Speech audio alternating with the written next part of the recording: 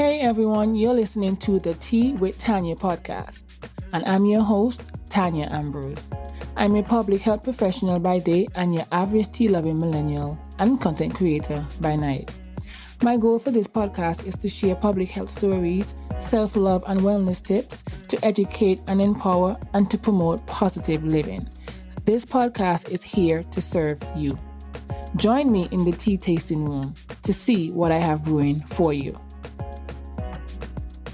All right, hey guys, welcome back to another episode of the Tea with Tanya podcast, where we talk all things self-love, wellness, personal development, with some drops or sips of public health stories. And today, let's see what we're getting into, what's brewing in the tea tasting room. I'm joined by my fellow island sister, Aaliyah. Hey, Aaliyah. Hey, Tanya, what's up? Well, guys, I'm recording here on a gloomy Saturday, rainy morning, and I can see the sun shining in your room, Aaliyah. Yes. So what's the weather like back home? It's very sunny today. Yesterday was actually overcast, but it's much better today. Right, it's been raining here in Atlanta, Georgia all week, but you know what? We're gonna do what we do best, and that's pushing through. Mm-hmm. Guys, if you're listening for the first time, welcome to the Tea with Tanya podcast. Like I said, we talk all things self-love, wellness, personal development, public health stories, promoting positive living all while having fun. So we're gonna get into today's tea. And I'm sure you can tell by the title of today's episode, we're going to be talking about dealing with imposter syndrome, which seems to be a big thing. It's becoming more and more big in today's society. We're all going through it. I think I'm personally going through that right now, or have been going through it the last 2 to 3 weeks. But before we get into it, Aaliyah, tell the people a little bit about yourself. So my name is actually Aaliyah, and I'm from Antigua and Barbuda. I'm currently an environmental consultant in the day and anything afterwards. I have a blog and a YouTube channel, and I make content as well for my Instagram at As Told by Ali, which focuses on natural hair and island lifestyle and your typical millennial lifestyle quirks. Yes, very good content, guys. And we'll make sure we put those tags in the description box so you guys can go follow and check out her amazing content. Well, we're going to get right into today's tea because, it's going to be good. Let's get into it. Have you ever felt like you don't belong, like your friends or your colleagues are going to discover you're a fraud and don't actually deserve your job and accomplishments? Have you, Ali? Definitely. I think more like so recently, maybe in the last 1 or 2 years. Right. And that's a big thing. And I'm sure many of you listening can relate to that. So if you're driving, wherever you are listening to this podcast, answer that question out really loud. And if you are, you're in good company, you're with me and Ali and so many other people. And this is known as imposter syndrome. First, this term was coined by 2 American psychologists named Pauline Rose Clance and Suzanne Imes back in 1978. And they describe imposter syndrome as the idea that you've only succeeded due to luck and not because of your talent or qualifications, despite outstanding academic and professional accomplishments. People believe that they're not bright enough and have been fooled or have been fooling anyone who thinks otherwise. And my friends, I can totally relate. And a story just popped into my head, Ali, when I was just reading this. I remember, because guys, like I said, we are from the same island, went to the same high school. I think I was a few years ahead of her, but I can't remember or recall ever talking to her then. Small island, but again, I guess we weren't running in the same circles. And I remember I think you reached out to me first. I don't remember when I first started blogging. Yeah, I think it was on Twitter. Back. Right. And you reached out to me in the Twitter DMs, guys, it goes on in the DMs. But I remember, you were telling me you were blogging and we're trying to collaborate. And I think you can correct me because my memory sometimes mixes me up. Where you said that you were blogging, but not many Antiguans or not many of your friends knew. That's definitely correct. They knew you were blogging at the time. And I think you did that. And you said you were just trying to keep a low profile, or I guess fear of them, in a sense, not that's definitely true. Just being able to refer to myself as a content creator or blogger, I guess I was having self-doubts, like, who determines these titles, in a sense? I don't know, I guess I was afraid of what other people might think or say in terms of who does she think she is to be doing this? Right. And I think that was the same thing with me because guys, if you don't know, you'll probably come to find out soon. I started my blog when I failed out of nursing school. And I had no way, I couldn't find anything like, what do you do after you fail? Like, do you reapply? Like, I just couldn't find any information. And I'm like, okay, let me just be that person. And obviously, I decided not to pursue my nursing degree yet. Or, I'll do that this year. But, I took a detour as far as that in relations to my blog, but I had this fear that people, more specifically those people back home where I'm from, wouldn't understand, what blogging is or why you blogging. Who are you, like you say, who are you to say I'm a content creator, or who are you to talk about this topic? Are you an expert? So that fear, I think, then I don't think you and I both knew what imposter syndrome that was imposter syndrome. We were just like, oh, we don't belong. But yesterday, we were still, for some reason, we still did it, but we had that fear. I guess that's a testament to us being persistent, but we still had that fear that we didn't belong there. And I feel like even now, still, I've witnessed and seen your growth from a couple of years ago to today. And it's been tremendous, but I feel like we still have that. There's always that little thing holding us back, yeah. Because even when it comes to comparison, when you see other bigger bloggers in the US or UK and you're just in a small island, it's hard. Right. Doing similar things, but not getting the recognition. I don't want to say recognition, but for some reason, we just use that as a way to make ourselves feel small. We minimize what it is that we're doing. But guys, today we're going to talk to you about some strategies to deal with imposter syndrome. How you can overcome it, because we're still on that journey. We're working on our self-confidence, but at some point in time, because we are human, we are going to feel. And it's going to creep up from time to time. Yeah, it's going to pop up from time to time. It's not any one fix all or one method isn't going to work for all the times you experience imposter syndrome. Yeah, I like that. And with social media, I feel like that plays a big role in many of us, or I guess I can speak for me, in how we end up feeling. But I do want to say, guys, the TikToks, the Instagram, whatever it is, you see people, you say, wow, you got that talent, or, I want to do this, but I don't think I'm smart enough or talented enough to do that. Like you said, there's not one fix to an imposter syndrome. You just got to believe in yourself and evidently just, trust yourself. Yeah. If this person can do it, who are you to not do it? We are going to talk about some causes of imposter syndrome, or some potential causes of imposter syndrome. And I'll list a few of them. I saw some online, but I kind of picked the ones that stood out to me the most. And I'm going to list them, then I'll tell you exactly what they are. They are familial, transitions, discrimination, and trauma. And with familial, we have critical. It means, we have critical parents, or they focus on the achievement and they're competitive. Now, Aaliyah, you and I know. I guess coming from a Caribbean background, yes, our parents love us and they support us, but, they want their child or their children to be the best. Yeah, because we have many different exams. You have exam after primary school and another after secondary school. I guess in relation to the States, it's like if you do SATs, your SAT scores. Right, if you do your SATs, you want to make sure you get the highest score. I'm not even sure what the highest number that could be, but, in the Caribbean, we have the top 100 conventions for the primary school. We have the CXC exams. You want to make sure you get all ones and twos. So I think, because like I said, when I think back, I remember one time my cousin, same story. She was, she became the head girl of her school, her high school at the time. And guys, maybe Aaliyah can explain better what a head girl or prefect is. It's like you're a leader, you're being trained. Yeah. You're like the leader, I guess, like a class monitor. I'm sure they have that around the world, but the prefect would be like the highest one out of that. So that way, I guess you're honing your leadership skills. When I think about it now, we were honing our leadership skills. I wasn't a prefect because I was not prefect material. Let's be real. Because, I was one of those. I was a nice student, but I was one of those outspoken ones, and just. I was actually surprised I got.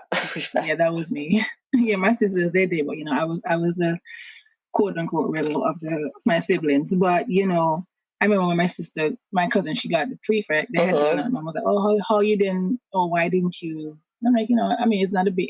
Then it wasn't a big deal to me. Or if one cousin got a particular grade in a particular class, you need to do better. It's always that comparing and wanting your child. And I think from a young age or early age, we don't really understand that. Right. We just think, let me work hard, or you may wonder, why are they telling me I need to get an A because XYZ got an A. We just never understood that.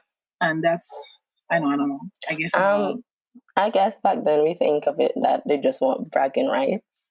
But when you really look at it, it's like they want you to be in a better position than them. And something that came to mind is like in Scandal when Papa Pope was telling Olivia, you have to work twice as hard, be twice as good in order to be the best. Because when you think of it, that is true. But at the time, we didn't know what comparison would do to us, especially when we are not the ones in the top ranks. Right. That is true. If you didn't pass to go to the top school, so all these things can, in a sense, create imposter syndrome. And, nothing is wrong with parents, like you say, wanting bragging rights or wanting us as children to do our best. But I think there's probably like a way in which they can go about doing it. Honing our achievement, trying to put us in better positions. But, when you start with that comparison, then I guess you make us feel like, okay, you know what? We're not good enough. Yeah. So we end up. So I guess it's up to us now when we're moving forward how we treat our children. Right. To break that, what is that? Curse. Not really curse, but that barrier, that understanding that our parents, they were trying their best, but they didn't really understand. Which brings me to number 2, transitions, which we just spoke about parents putting that pressure on us to do good in school. Some examples that they spoke about when it comes to transition as a cause of imposter syndrome is starting college, changing careers, and being promoted. I'm sure we both moved away to go to school. Well, I want that experience. I didn't so have that issue when it was time to move away from school. I wasn't actually going to apply to university. I did it because I saw it was something everybody else was doing. But my most recent, as I said, I didn't start experiencing, it was imposter syndrome until a couple of years ago, which was I've been working at my current place for, I think, almost 4 years. And last year, I actually got the opportunity to become a project coordinator. And at the time, I was really skeptical about it because I just didn't think it was something I could do. And I didn't feel like I had the right background. I didn't do anything about project management. There's a whole certification on that. But my supervisor was really positive about it. Like, he knew I could do this. He had no doubts about it. So I was like, if he has no doubts about it and he's putting me forward for this role, then why am I feeling less than? Right. That is true. And I remember for me, I guess when I started nursing school, I was like, I wanted to be a nurse or something in the medical field, but got to college and I'm like, okay, I can do this. Because again, we're coming from Antigua where we have that, I guess, that grind mentality or that mentality to just do good in school because, our parents would instill in us seek or aim higher than anything else. I had that confidence, but then, got in school and some of these teachers were intimidating, trying to say, this is going to be the hardest class. And, I just, that's another topic for another day. But, so then that started making me feel like, wow, I shouldn't be here. I think when I failed, I didn't fail, but I didn't get the grade that I wanted for one of my exams. It wasn't a failure. It was just the grade because, I'm trying to overachieve. And I didn't get that grade. And I started telling myself, you know what? I'm not good enough. Maybe I shouldn't be here. Maybe nursing is not for me. And, all those different thoughts, because I strongly believe that thoughts become things. Yes. Then I made that switch into public health. And even then, I'm like, I'm not equipped to be in this field, even though that I've got my first big girl job since graduation last year. In public health, working directly with COVID and these different things, there are days when I still feel like, wow, I am doing the thing, but why me? Or why my supervisor telling me to do this? Stuff like that. So I think like that transition, but you had your boss who saw something in you, and that's something we'll talk about later on as far as strategy. But you had your boss who believed in you. So who are you to say, oh, I don't? Yeah. The next one we have here is discrimination, and I say that impacts sense of self and worth. Now, when I saw this, I was like, wow, I never thought about it. But when I think about here in the U.S., because I feel like for us growing up in the Caribbean, we never really experienced racism or, and discrimination doesn't have to just be racism, to be honest, either. Yeah, it can be, someone just thinks you're not worthy, as you say, you're not equipped, or you're too young. Because we know that we've gone into some workplaces with people who've been working there for 20 plus years, and then, you come in being the younger person and they just look down upon you, you're not ready. Make the job harder than it needs to be. So that's also something. But racism comes to mind because, since living here, like I said, growing up in Antigua, I never experienced. We learned about it, but it wasn't something that was at the front of my mind. And it wasn't until I experienced it for myself. But again, I guess my Caribbean background, thank God for that. It didn't break me because I'm just going to see you or not see you. Like, that's just how I move. You can try to be mean or try to say certain things. I'm just not. I'll let you question your own existence. Like, that's how I am. Wow. I don't think I can see that. Yeah, I can see that happening here because especially with African Americans, you don't belong or you shouldn't be in certain spaces, or us as women. Yeah, that's what crossed my mind. Us as women, you're not supposed to be the CEO. Like, there's just so many, especially discrimination in the working world. Like, I know I've had instances where I'm trying to get something done and I can't get it done. But as soon as I ask my supervisor, who's a male, to do the same thing, like get in contact with somebody else, I feel like the process goes so much easier. Right. So that's something, and I think that's why I like when us as women, we support each other. Because let me tell you, it's not easy being a woman out here. We're trying, So when we see people like, what's her name, Vice President Kamala Harris, that's, I guess, like an inspirational motivation for us to realize that we do belong in certain spaces. That's another one. And the last one is trauma. It said that impacts the way we view ourselves and our abilities. I think I want to piggyback when you said that you didn't think you were equipped to be that project coordinator, but then here you are working as well, Yeah. Probably doing a good job. So far. So then there's so many different things that trauma can relate to, but we're not going to go into that. Experts, so I don't want to be in here saying the wrong things, So those are the causes of imposter syndrome, guys. And when you're thinking about it, you can be familiar where you have critical parents or critical family members who try to tell you what you should do or aim higher because somebody else is doing it. But just be sure that you is something that you want to do.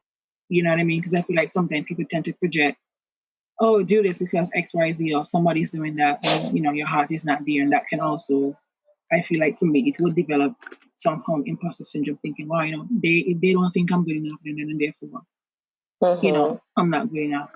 Transition when it comes to starting college, changing careers, or being promoted. Stand firm in knowing that you deserve to be in college. You deserve to be wherever you are.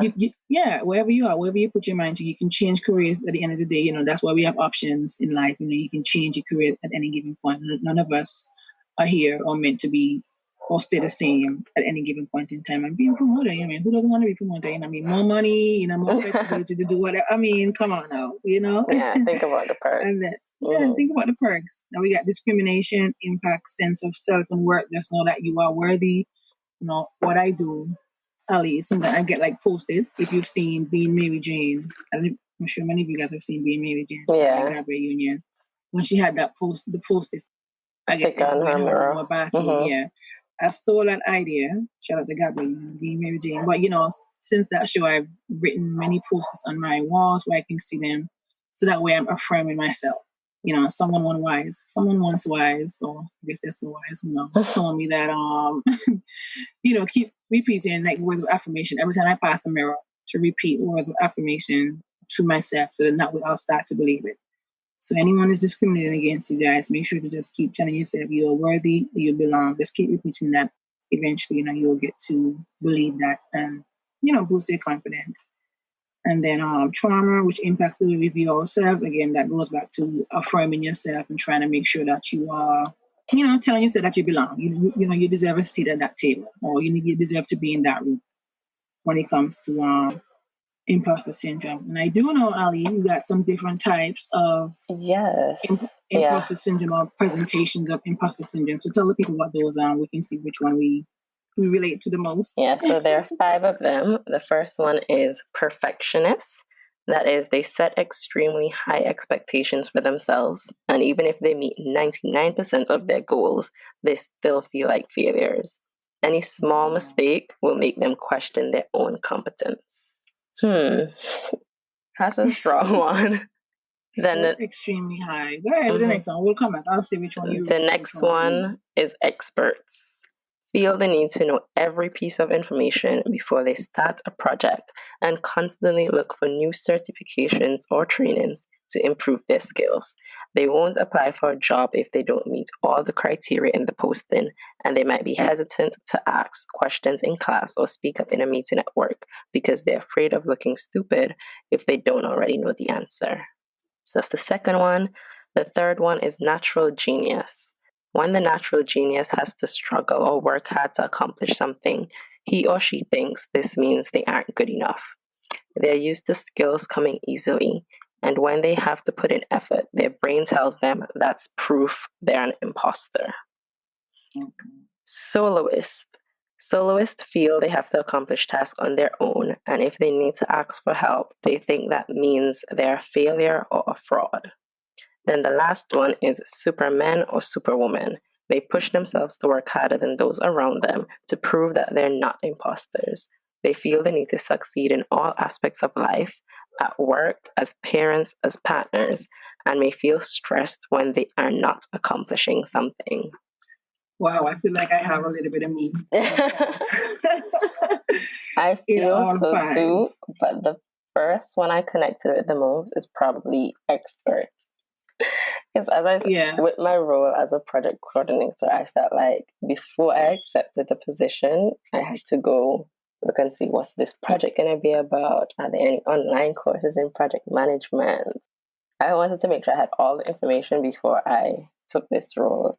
Even with doing the live, when you asked me to do the Instagram live on Imposter Syndrome, it's like, who am I to speak about Imposter Syndrome? I've read about it before and I do understand parts of it, but I felt like I still needed to go back and refresh my memory before I came on here and said anything that was wrong. So yeah, I think experts is maybe like at 80% me. 80? So what's the other 20? I feel like there's a little bit of perfectionist and a little bit of a soloist, but I have been doing better with asking for help. Right. I feel like for me, I'm between a perfectionist, expert, and soloist. Like I had a hard time asking for help. Like whenever I had to ask for help, whatever it was, I felt like, wow, people are going to see me as weak or inadequate. Exactly. That was a big thing. And it's not still, even that. I still have that issue. Asking for help is just like, people are going to be like, wait, you don't know how to do this. Like, Right. And I feel like, we're not meant to know everything. So we're all learning every day. So whenever I have to ask that, I sweat. I got to go think. I'm like, oh my God. I try to find some other alternative to, working out what is it that I couldn't or needed help with. But, sometimes, and I realize that it doesn't really hurt to ask for help because there are people who are willing to really teach you or help you, in that regard. But guys, it's a challenge. I'm not going to act like it's not. I'm trying to do better with that. Yeah, and I think like a little bit of expert, like I need to know everything in regards to, certain projects or whatever. But nowadays, even if I feel like I don't meet the criteria for a job, I'm still applying. I'm like, No, I saw a tweet a while back. They were like, apply for that job even if you don't think you qualify. I think a lot of people do that now. Yeah, let me tell you, I've been applying to some jobs, Aaliyah, and I'm like, well, girl. Exactly. Try your luck. I'm thinking, they'll see certain experience and whatever they see in that they'll and some skills may be transferable. Yeah, so that's what I've been doing. I've been standing in that.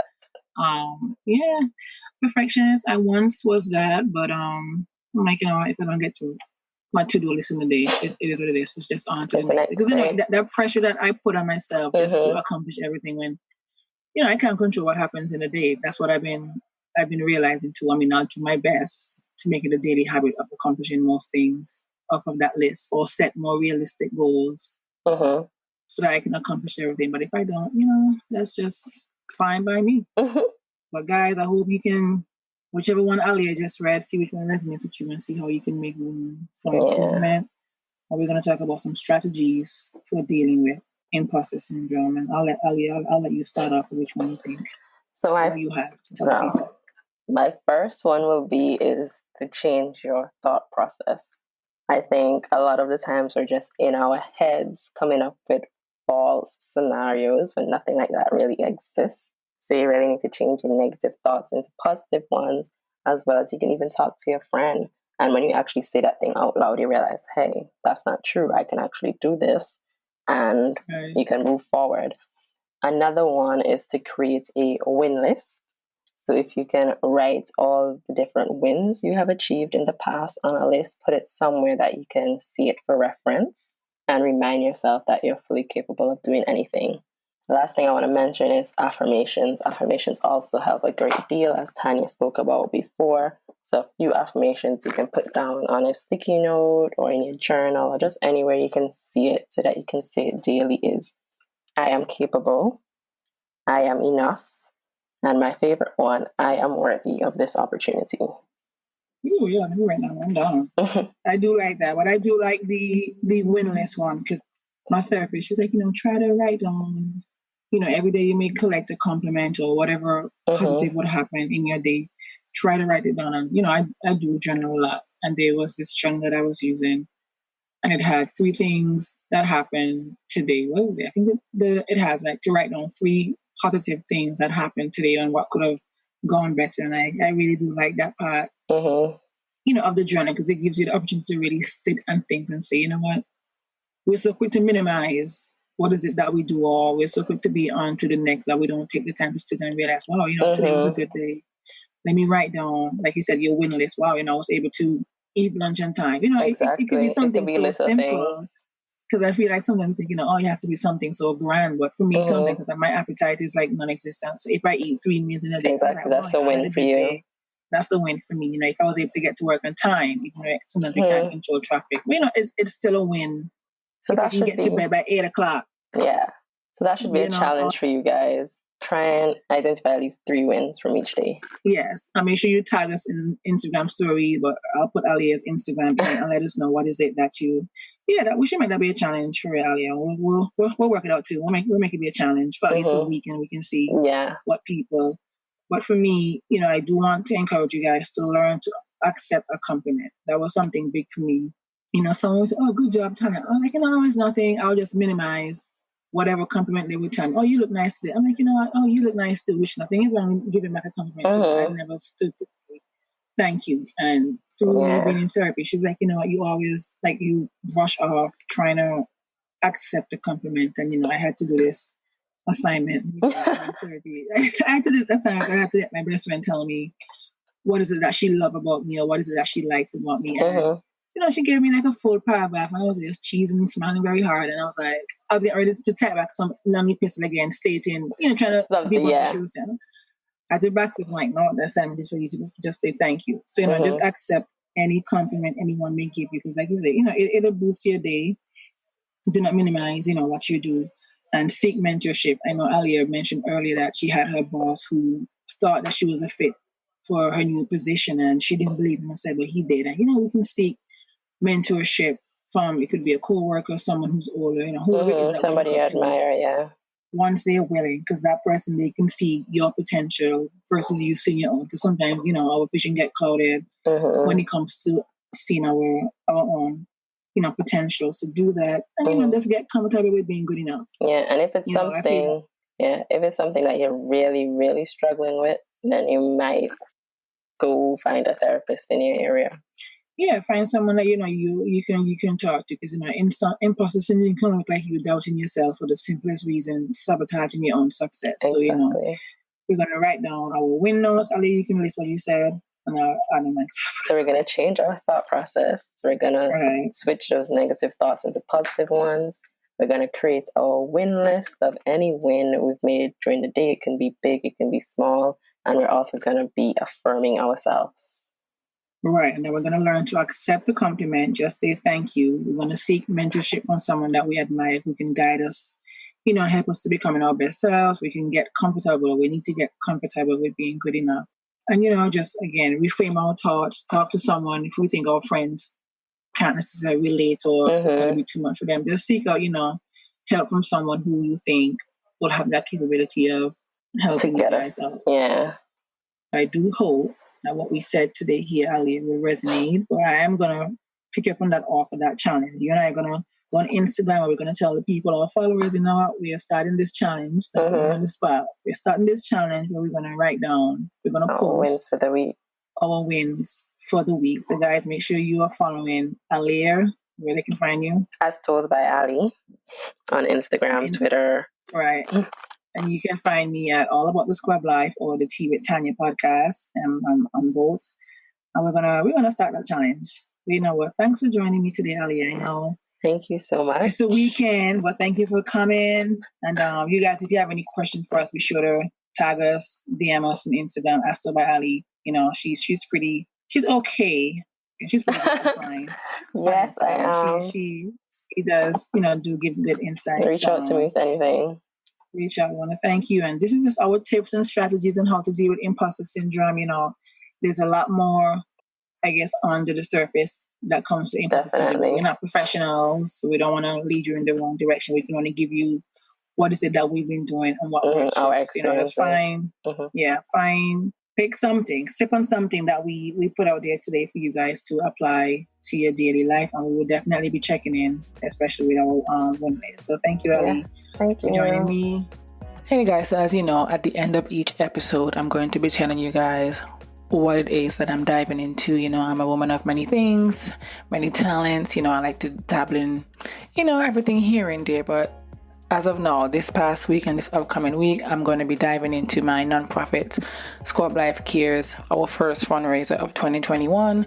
You know, we're raising funds to help offset some expenses and to help build a teen program that we're currently working on, which we're hoping to launch in the next, you know, few months. Right now we're doing a Easter sweet treat box, both back home in my home country of Antigua and here in Atlanta, Georgia. You know, you can customize your box to include any sweet treats. You know, the flyers on the page.